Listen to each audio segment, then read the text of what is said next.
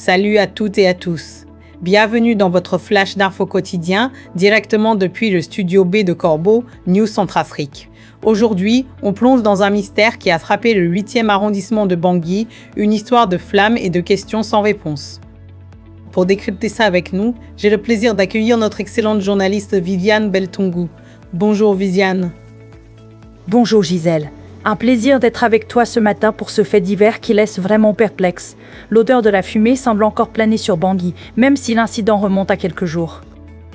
C'est peu de le dire Viviane. Une voiture entièrement partie en fumée et personne ne semble savoir pourquoi. Raconte-nous les détails de ce qui s'est passé. Absolument Gisèle. L'après-midi du lundi 3 août 2026, un spectacle assez terrifiant s'est produit derrière le bar WhatsApp dans le 8e arrondissement. Une Toyota RAV4 a été totalement ravagée par un incendie, ne laissant qu'une carcasse métallique. Les raisons de ce brasier restent, à l'heure où nous parlons, totalement inconnues. Totalement inconnu, c'est ce qui rend l'affaire si intrigante. Et tu nous parles de 2 jeunes à bord de ce véhicule ? Exactement. Selon nos informateurs sur place, le véhicule transportait 2 jeunes hommes, dont l'âge est estimé entre 18 et 20 ans.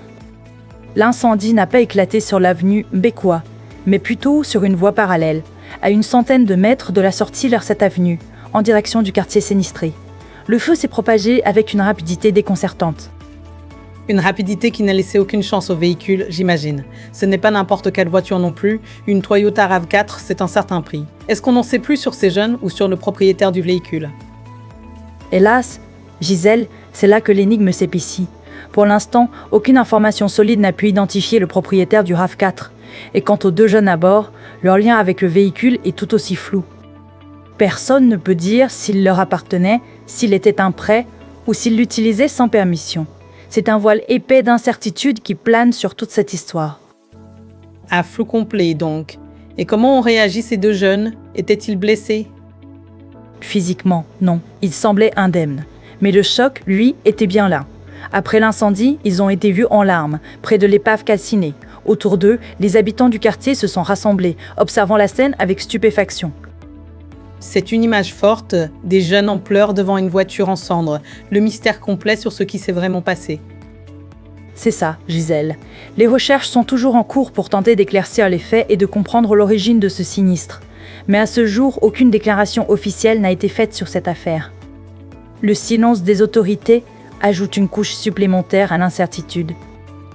Un fait divers qui interpelle et laisse beaucoup de questions sans réponse. Viviane, merci pour ces précisions. Avec plaisir, Gisèle. Ce compte-rendu a été préparé par notre collègue Anselme Bata. Et pour toutes nos auditrices et auditeurs qui souhaitent partager des informations, des photos ou des vidéos, n'oubliez pas nos contacts WhatsApp et téléphone. Le Pro 36 75 72 62 62 62 68 66 75 66 75 7. À très bientôt Gisèle et merci à tous de nous avoir écoutés.